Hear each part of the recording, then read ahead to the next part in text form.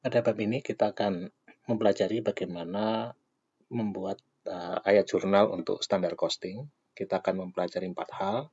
Yang pertama adalah mencatat ayat jurnal untuk setiap elemen biaya berdasarkan biaya standar. Lalu juga mencatat variansnya. Lalu mencatat bagaimana barang dipindahkan dari satu departemen ke departemen lainnya dan menjadi barang jadi. Yang terakhir, bagaimana menghilangkan atau menghapus varians pada akhir periode. Kita mulai yang pertama. Standar costing dapat kita masukkan ke dalam sistem akuntansi, kemudian nanti menjadi bagian dari laporan keuangan dengan beberapa cara. Karena pada umumnya identifikasi dan pelaporan dari varians dan standarnya itu sebaiknya secepat mungkin, maka ini yang menjadi perhatian dalam mendesain sistem akuntansi berdasarkan standar costing. Ketika standar cost dimasukkan ke dalam catatan akuntansi, maka laporan lebih cepat diproses dan pada waktunya dapat dibebankan, karena work in process dapat ditetapkan berdasarkan nilai standar, kemudian variansnya dicatat pada saat yang sama.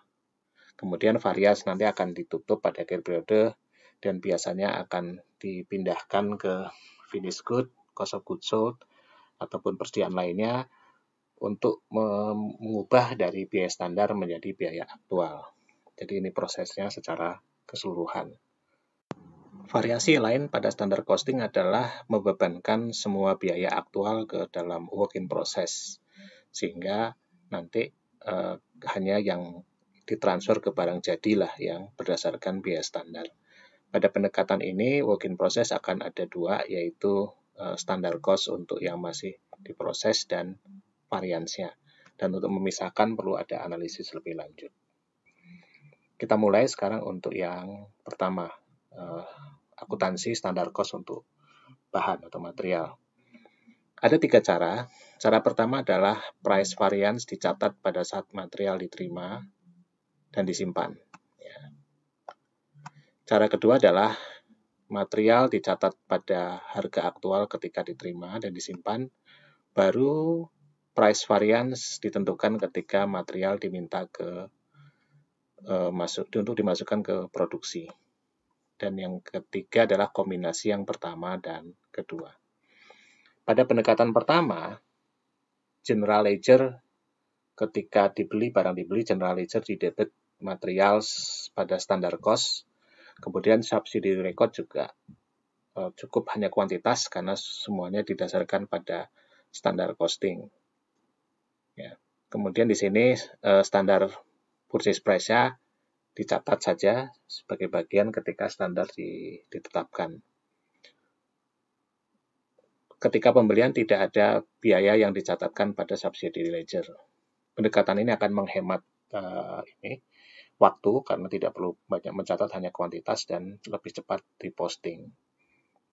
Jadi, dan di sini juga salah satu yang berbeda adalah tidak memerlukan cost flow assumption dengan asumsi harga standar tidak berubah. Pada pendekatan kedua, di mana baru dicatat price variance ketika barang masuk ke proses produksi, maka general ledger dan subsidy ledger tetap menggunakan angka biaya historis. Ya. Jadi di sini ada pada subsidy ledger ada kuantitas dan ada nilai dolar. Pendekatan ketiga, ini ketika barang dibeli pertama kali, maka sudah diisolasi price variance-nya di situ. Ya. Nah, kemudian ketika barang itu dipakai, maka price purchase variance diubah menjadi price usage variance. Ya. Dengan demikian, price variance dicatat 2 kali. Pertama ketika dibeli, kemudian ketika digunakan, maka sebagian dari purchase variance untuk material yang digunakan berubah menjadi price usage variance. Nah, itu 3 metode. Ya. Kemudian untuk ilustrasi, kita misalkan tadi perusahaan Wilton Manufacturing Corporation pada bab sebelumnya di bagian assembly, produksi Pexel. standar unit price-nya 7,5, kemudian membeli 10.000 unit dengan harga 7,44, kemudian yang dimasukkan ke proses produksi 9.500, sementara standarnya untuk produksi yang aktual tadi hanya 9.336 unit. Maka ketika pembelian, kita akan debit material pada standar price, tapi unit aktual 10.000 kali 7,5, lalu kita kredit accounts payable pada pembelian aktual 10.000 kali 7,44, selisihnya kita catat sebagai material purchase price variance. Di sini karena kita beli lebih rendah daripada biaya standar, harga standar, maka favorable atau kredit. Ketika dimasukkan ke dalam proses produksi, maka yang dimasukkan ke dalam proses produksi, work in process, ini adalah kuantitas standar dikalikan harga standar. Kuantitas standarnya 9366 kalikan 7,5, 7020, kemudian material yang dipakai ini aktual, 9.500 kali standar 7,5, 71.250, selisihnya 1.230 karena kuantitas yang digunakan lebih besar daripada standar, sehingga material quantity variance unfavorable 1.230. Ini untuk metode pertama. Untuk metode kedua, maka pada saat pembelian dicatat pada actual cost, jadi 74.400. Kemudian pada saat dibebankan ke produksi, work in process, ini dibebankan sebesar kuantitas standar kalikan harga standar, 9336 kali 7,5. Kemudian materials itu kita catat pada penggunaan aktual, yaitu 9.500 dikali 7,44. Kemudian material price variance kita tetapkan lebih dahulu dari selisih harganya 0,6 dikalikan penggunaan aktual, ya, 7,5 dikurangi 7,44 dikali 9.500. Kemudian di sini 7,5 dikalikan selisihnya dari unit aktual dikurangi unit standar 164 unfavorable 1.230. Jadi pada saat penggunaan dengan metode kedua langsung dicatat material price variance dan material quantity variance. Pada pendekatan ketiga, ini jurnalnya sama dengan pendekatan pertama tadi, dicatat dulu material purchase price variance sebanyak 600 ya. Kemudian ini 75.000 ini aktual. Ini berdasarkan harga unit standar, yang 74.400 berdasarkan harga beli aktual. Lalu ketika dipakai sama seperti metode pertama, kita mencatat material quantity variance. Tetapi perbedaannya adalah ada satu jurnal tambahan memindahkan dari material purchase price variance ke usage price variance. Karena tadi favorable, kredit, maka kita debit 570, kita pindahkan ke usage variance berdasarkan penggunaannya. Penggunaan aktual 9.500 kali variance harga. Sehingga dengan demikian kita dapat hitung nanti material yang dibeli pada biaya standar 75.000 dikurangi dengan material yang digunakan selama pada ini biaya standarnya, ya ini udah standar cost semua yang digunakan, sehingga ini sisa pada biaya standar.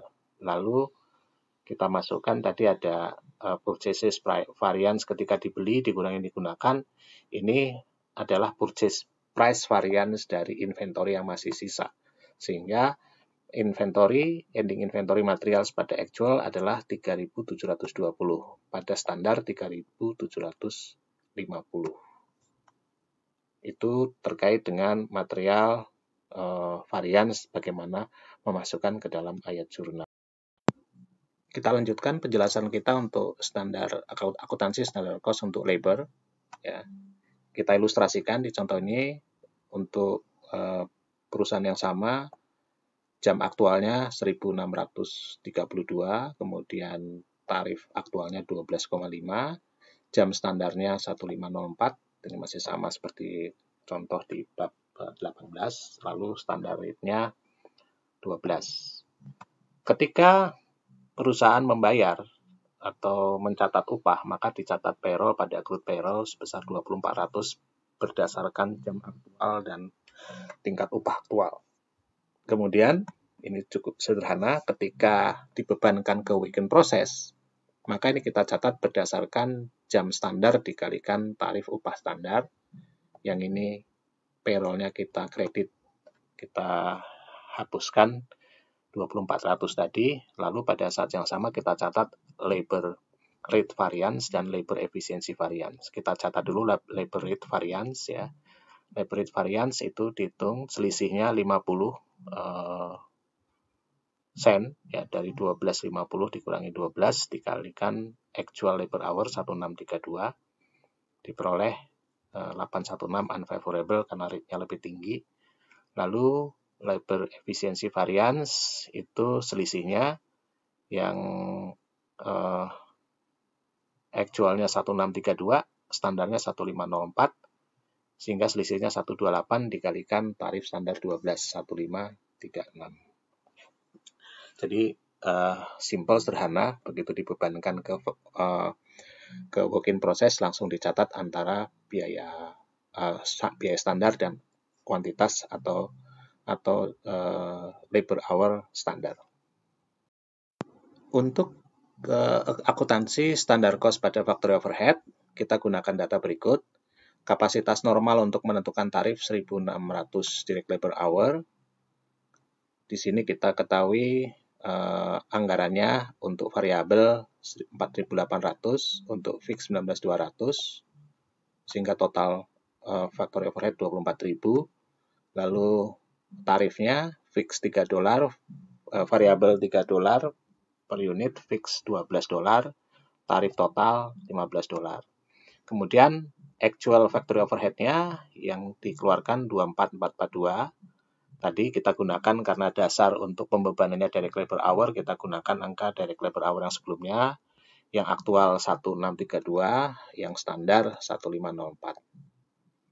Ayat jurnalnya yang pertama mencatat factory overhead aktual, kita debit ke FOH control, ini berbagai kredit bisa macam-macam tergantung dari sumber factory overhead tadi, bisa material untuk indirect, bisa payroll untuk indirect labor, accumulated depreciation, accrued vacation pay, dan sebagainya, termasuk cash.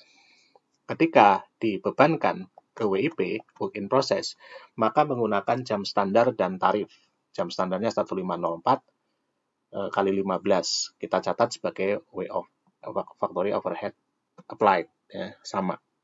Lalu pada akhir periode, applied kita closing ke factory overhead control, sehingga selisihnya adalah total variance dari factory overhead, selisih yang masih ada pada factory overhead control. Kalau applied-nya 0 karena di sini ada proses closing. Nah, ini tergantung kita mau pakai metode yang mana. Kalau kita pakai dua metode tadi, maka sisa factory overhead yang masih ada, berarti ada debit sebesar 1862, kita kredit 1862, kemudian kita catat ke volume variance dan controllable variance sesuai dengan perhitungannya. Ya. Kalau 3 variance, maka kita catat sesuai dengan namanya 3 variance, tadi sesuai dengan perhitungannya. Jadi pastikan perhitungan untuk masing-masing variance tadi bisa dihitung dengan benar, baru dibuat ayat jurnalnya. Lalu ketika barang berpindah dari satu departemen ke departemen lain, maka kita cukup mengalihkannya dengan standar cost dari masing-masing departemen. Jadi misalnya di sini dari cutting ke molding ke assembly, maka dari cutting itu berapa unit yang ditransfer 4236 ya, kemudian dikalikan standar cost-nya, kemudian juga dari molding akan ditransfer ke yang sama. Nah, kemudian ketika barang jadi juga sama, work in process dikredit karena sudah standar cost, kita debit ke finish good juga berdasarkan standar cost-nya dikalikan jumlah unitnya. Ketika barang jadi juga karena standar cost-nya sudah ada, tinggal kita gunakan standar cost.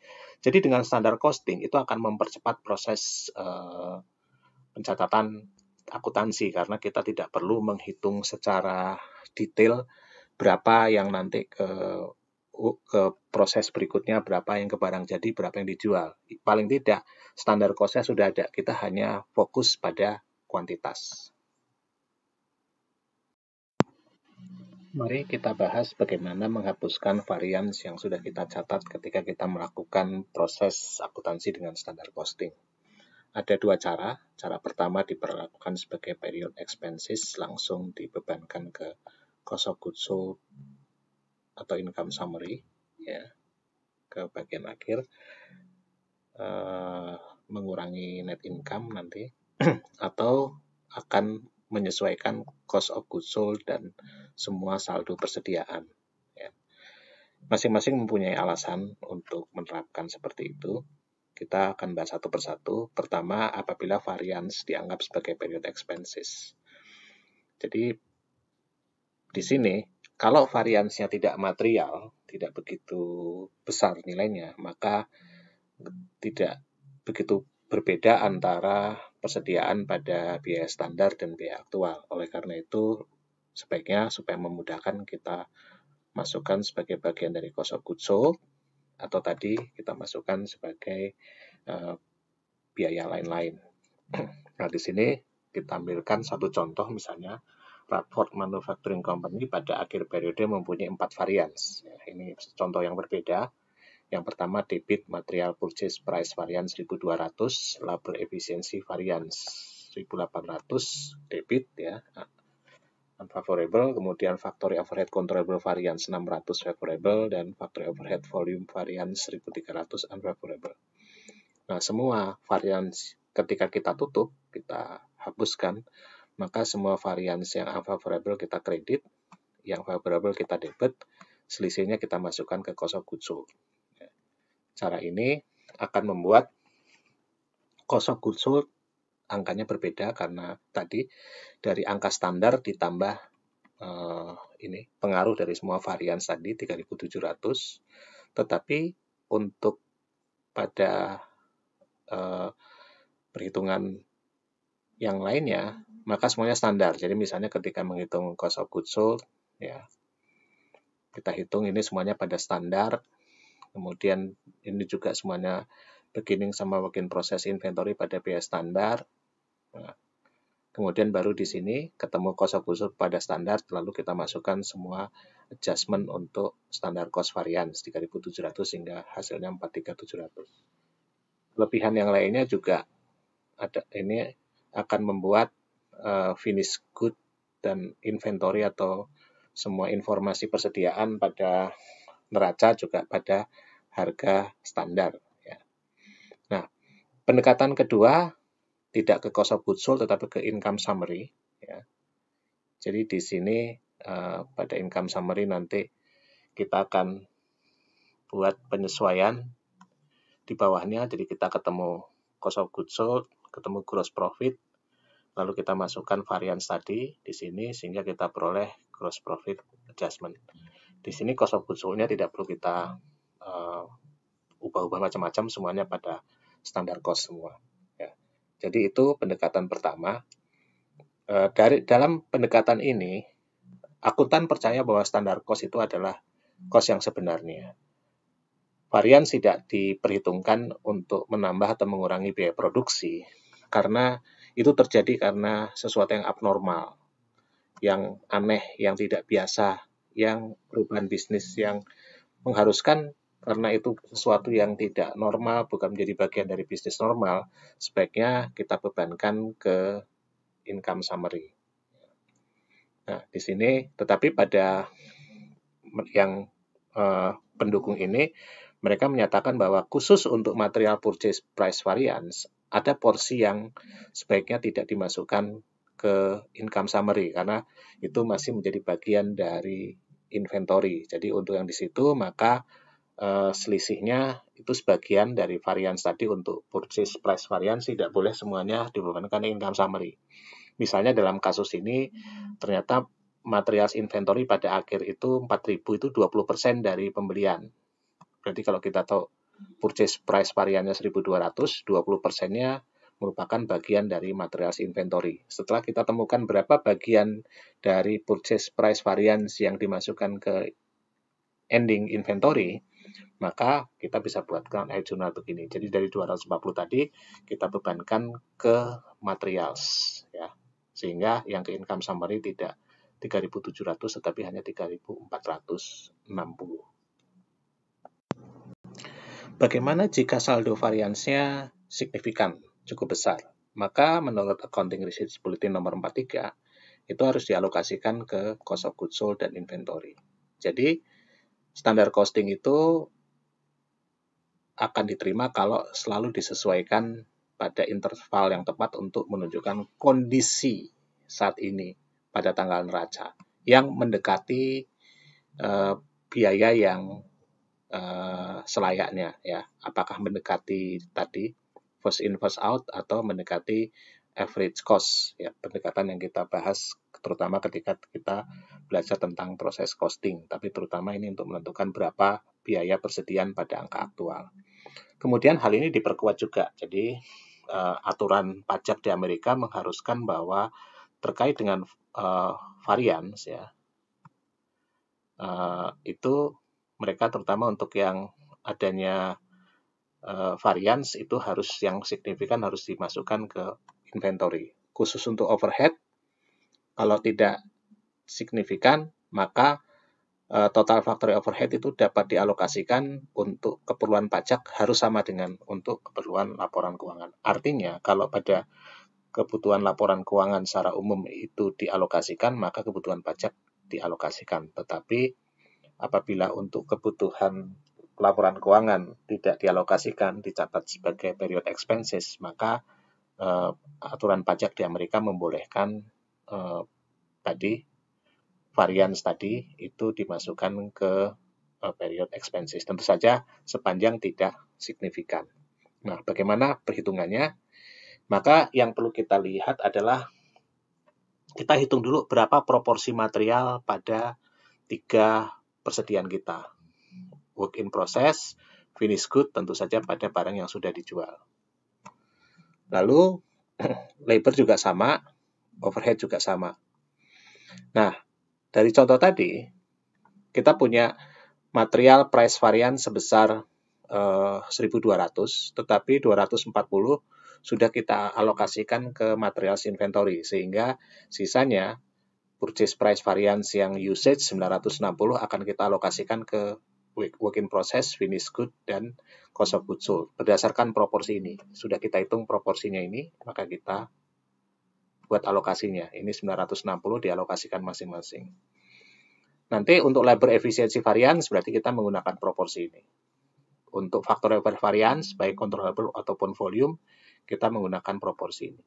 Setelah kita hitung berapa jumlah yang dialokasikan ke work in process, finished good, dan cost of goods sold, maka kita buat jurnalnya.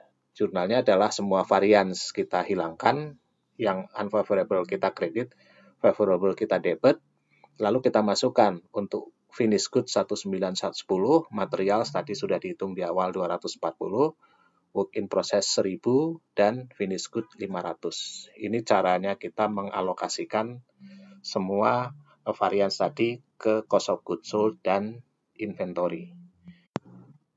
Untuk metode yang mengalokasikan variance ke cost of goods sold dan inventory, maka semua angka pada income statement dan perhitungan cost of goods sold yang tadinya standar menjadi aktual. Jadi di sini misalnya sales, kemudian cost of goods sold ini menjadi aktual. Cara menghitungnya kita lihat di bawah. Di sini kita tahu untuk bahan tadi yang digunakan 960 jadi aktual, labor juga dari standar menjadi aktual, overhead dari standar menjadi aktual, kemudian kita dapatkan total cost edit ditambah beginning inventory, asumsinya tidak ada variance di sini, dikurangi inventory ending dari standar ke aktual, ke angka aktual. Finish good awal juga asumsi tidak ada atau tidak signifikan variansnya sehingga tidak ada yang ditambahkan 0, tetapi inventory ending akhir ditambahkan 550 menjadi aktual. Jadi semua angka menjadi aktual. Nah, perbedaannya ada pada di sini. Karena sebagian dari varians kita kapitalisasi, dalam arti tidak kita bebankan ke income statement, maka itu perbedaannya. Jadi dengan cara seperti ini, jumlah biayanya yang tadinya lebih besar jadi lebih kecil, sebanyak 1.760. Terdiri dari 240 dimasukkan ke material, 1.000 dimasukkan ke work in process, dan 550 dimasukkan ke finished good.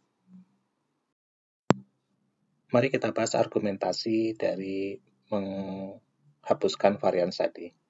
Jadi perlakuan terhadap varians itu bergantung pada beberapa faktor. Pertama, jenis variansnya. Ya. Yang kedua, ukuran varians. Yang ketiga, pengalaman terhadap standar cost. Yang keempat, penyebab dari varian, misalnya standarnya tidak tepat. Yang kelima, waktu dari varians, misalnya karena faktor musiman. Nah, menentukan treatment yang tepat untuk varians ini lebih dari sekedar argumentasi bahwa laporan keuangan harus dinyatakan dalam actual cost. Actual cost pada dasarnya sulit ditentukan. Dan berargumen bahwa membebankan varians itu akan mendistorsi operating income, ini menunjukkan kesalahpahaman terhadap standar costing.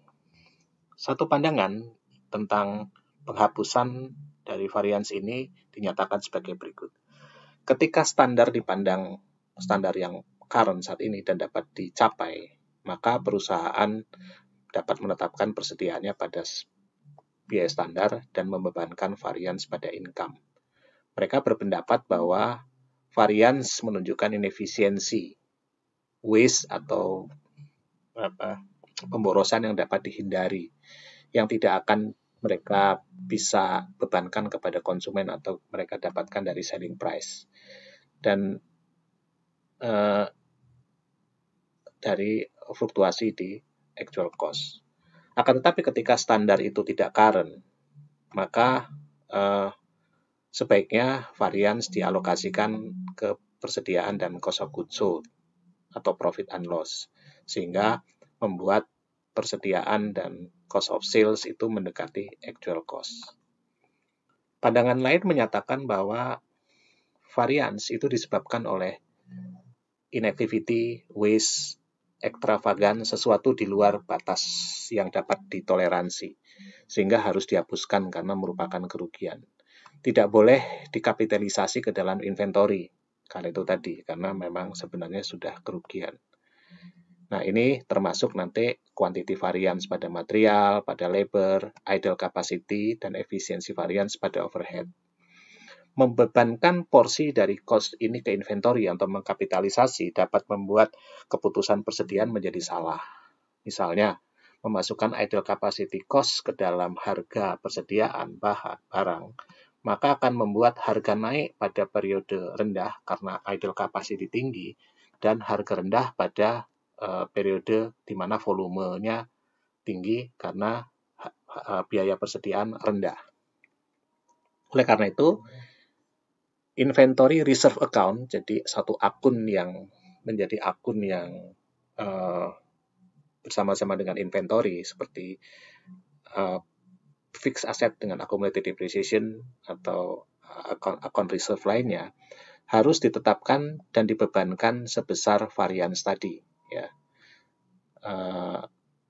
sampai dengan nilai persediaan tadi tidak melebihi current market value. Ya. Selisihnya kalau sudah di atas current market value atau net realizable value, maka varians tadi harus dihapuskan karena itu sudah jelas merupakan kerugian. Ingat, dalam akuntansi ada prinsip konservatif. Apabila kita dapat mengetahui bahwa sesuatu itu rugi, maka segera kita akui pada saat itu, tidak harus menunggu pada periode berikutnya. Pada persediaan misalnya, apabila harga net realizable value-nya di bawah harga pasar, maka kita harus turunkan tadi biaya persediaan tadi, cost persediaan ke angka net realizable value tadi, karena dan sisanya kita bebankan sebagai kerugian. Ini logikanya sama, ya. Nah, kemudian inventory-nya tetap pada standar cost karena selisihnya tadi kita bebankan ke reserve gitu. Jadi di sini akan ketahuan berapa yang memang biaya standarnya, berapa yang timbul karena ketidakefisienan yang masih bisa ditoleransi sampai ke current market value, berapa yang ketidakefisienan yang harus dibebankan ke current income atau ke income statement. Bagaimana menghapuskan varians untuk laporan keuangan interim? Pada laporan keuangan interim, pada dasarnya perusahaan harus mengikuti prosedur yang sama ketika menentukan dari inventory dan product cost itu sama seperti prosedur yang dibuat untuk membuat laporan keuangan pada akhir tahun. Tetapi kalau untuk purchase price varian, volume, capacity cost variance yang direncanakan dan diharapkan akan diserap pada akhir periode tahun tadi, maka bisa ditunda ketika membuat laporan keuangan interim, laporan keuangan 3 bulanan. Tetapi untuk yang sifatnya tidak direncana, tidak diantisipasi, maka prosesnya sama seperti proses atau prosedur ketika membuat laporan keuangan pada akhir tahun fiskal. Kalau dibebankan sebagai period cost, maka akan dibebankan sebagai period cost, tapi kalau akan disebar ke cost of goods sold dan persediaan, maka akan disebar ke cost of goods sold dan persediaan. Pengecualian hanya pada varians yang memang direncanakan dan diharapkan dapat dihapus pada akhir tahun ini, khusus untuk periode interim dapat ditunda, tidak dimasukkan ke dalam persediaan. Kemudian juga satu hal bahwa tadi standar itu dibuat dengan kondisi dan situasi tertentu yang bisa saja sudah berubah, ya. Maka dalam hal ini perlu standar itu untuk direvisi supaya sesuai dengan kondisi kenyataan yang ada. Ya. Tetapi tentu saja kalau mengubah standar ini seringkali, maka tidak ada gunanya karena tadi sesuatu yang bagus pada sistem akuntansi biaya standar adalah clerical detailnya bisa dikurangi. Tapi dengan adanya tambahan perubahan biaya standar, maka bisa jadi manfaat dari pembukuan yang sederhana bisa tidak dapat dicapai. Mungkin secara khusus hanya kalau pada material price standar, ya. Ini yang mungkin perlu untuk selalu dilihat secara 3 bulanan atau secara 6 bulanan. Tapi pada umumnya banyak perusahaan tidak mengalami kondisi seperti ini. Kembali, event atau kejadian bukannya waktu yang menjadi faktor dalam menentukan apakah standar tadi itu perlu diubah atau tidak. Banyak sekali ya, ada faktor yang berada di dalam kendali organisasi, ada yang di luar organisasi. Nah, apabila standar cost diubah, maka adjustment ke persediaan harus diperhatikan karena inventory tidak boleh dinaikkan atau diturunkan secara sembarangan. Nah, terkait dengan penyesuaian terhadap inventory ini ada 2 pendekatan.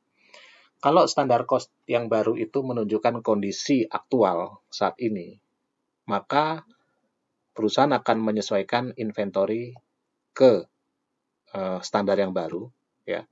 Dan akibatnya semuanya akan menyesuaikan ke cost of sales, ya. Seperti variance, ya. Jadi model ini adalah kita hitung standar cost yang baru pada inventory. Perbedaannya akan menjadi seperti variance, dan variance akan diperlakukan sesuai dengan yang kita bahas sebelumnya. Jadi ini intinya bahwa memang standarnya salah dan standarnya harus diperbaiki. Tetapi apabila standarnya tidak salah tetapi yang lalu tidak salah, yang ini untuk kondisi ke depan, maka yang lalu tidak perlu kita perbaiki, ending inventory tetap berdasarkan standar yang lama, dan kita nanti menggunakan standar yang baru untuk inventory yang baru. Jadi ini perbedaannya, apakah standar itu memang standar yang lama salah atau standar yang lama betul, dan standar yang baru ini adalah menunjukkan kondisi yang baru. Ya. Jadi di sini kalau dia menunjukkan kondisi yang baru, ya, yang lama itu masih nggak salah, maka tidak perlu ada adjustment pada persediaan yang lama. Jadi persediaan lama tetap pakai standar cost yang lama. Tetapi apabila ternyata yang lama itu salah, kemudian dibuat standar yang baru ini untuk menggantikan yang lama, maka semua persediaan harus kita sesuaikan ke biaya standar yang baru. Nah, di sini penyesuaiannya tidak harus ke subsidiary, jadi cukup di general ledger saja, kemudian dibuat kontra entry di inventory valuation account. Jadi untuk memudahkan proses ya. Nanti kalau perubahan tadi pada periode berikutnya nanti kita close ke cost of sale kalau barangnya sudah terjual. Kalau belum, sebagian masih kita masukkan di inventory valuation account tadi sebagai kontra entry. Demikian materi untuk bab 19. Selamat belajar.